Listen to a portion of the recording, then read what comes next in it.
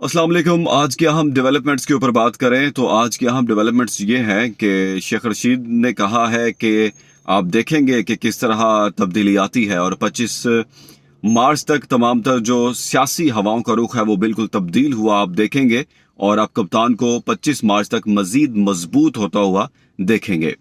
और उन्होंने कहा कि आपने जिस तरह देखा कि चौधरी बरादरान के रवैये में भी तब्दीली आ गई है, क्योंकि परवेज इलाही ने जब अपना इंटरव्यू दिया था तो उस इंटरव्यू के अंदर उन्होंने बहुत सी सख्त बातें की थी। उन्होंने इमरान खान के हवाले से सख्त बातें की। उन्होंने कहा कि इमरान खान ने हमें सिर्फ लारा लगाया और उसके बाद उन्होंने कहा कि इमरान खान ने किसी को कुछ नहीं दिया और उन्होंने इस तरह की बातें की।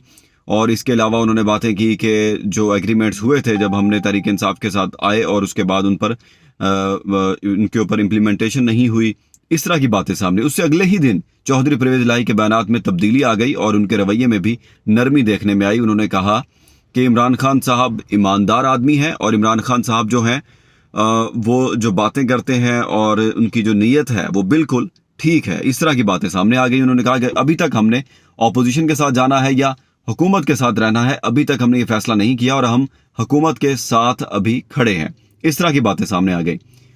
और अहम जो डेवलपमेंट है, जो अहम इंकिशाफ है वो भी आपके साथ करेंगे। वो ये है कि चौधरी निसार अली खान जो हैं वो हुकूमत के साथ मिलने जा रहे हैं। इमरान खान के साथ उनकी मुलाकातें ज़राई के मुताबिक ये बातें आ रही हैं और ये खबरें चल रही हैं कि इमरान खान से उनकी मुलाकात हुई है। और ये भी कहा जा रहा है कि 27 मार्च का जो जलसा होने जा रहा है उसके अंदर जो एक बड़ी अहम डेवलपमेंट है वो ये है कि चौधरी निसार अली खान तहरीक इंसाफ में शमूलियत का ऐलान करेंगे जलसे के अंदर। इस तरह की खबरें आ रही हैं। इन खबरों के हवाले से कैसे जो है इनके ऊपर अमल दरामद आप होता देखेंगे आने वाले दिनों में। 27 मार्च को जब तहरीक इंसाफ का बहुत बड़ा जलसा होगा, 10 लाख लोग इमरान खान ने कहा है कि हम इकट्ठे करेंगे डी चौक के ऊपर, तो उसमें देखना ये होगा कि अहम डेवलपमेंट फिर चौधरी निसार अली खान की शमूलियत के हवाले से हो पाती है या नहीं होती, तहरीक इंसाफ उनको अपने साथ शामिल कर पाती है या नहीं कर पाती, और फिर इसके ऊपर किस तरह के जोड़ तोड़ जारी हैं। एमकेएम और पीपल्स पार्टी के दरमियान मामलात किसी हद तक तय पा चुके हैं। एमकेएम ने अपने दफातर के हवाले से और इसके अलावा उन्होंने बल्दियात के कानून के हवाले से और सुप्रीम कोर्ट का जो फैसला है उसके ऊपर अमल दरामद के हवाले से पीपल्स पार्टी से बात की है और पीपल्स पार्टी ने उसके ऊपर आमादगी का इजहार कर दिया है। पीपल्स पार्टी ने किसी भी उनकी डिमांड को रद्द नहीं किया और कहा है कि हम उनकी तमाम जो डिमांड्स हैं वो पूरी करेंगे, जिस पर एमकेएम जो है काफ़ी मुतासिर नजर आती है पीपल्स पार्टी से। और उन्होंने कहा कि हमें जरदारी और बिलावल भुट्टो की बात पर यकीन भी है। इस तरह की जो बात है वो की गई है। उन्होंने कहा कि हमें किसी गारंटी की ज़रूरत नहीं है। और अगर नून लीग की बात कर ली जाए तो नून लीग जो है वो भी जोड़ तोड़ उनकी जानिब से भी जारी है और नून लीग भी मुकम्मल तौर पर अपने सियासी अलायंस बनाने में मसरूफ़ नज़र आती है, लेकिन नून लीग की जानिब से भी अभी तक कोई वाज़ेह पोजीशन सामने नहीं आई है।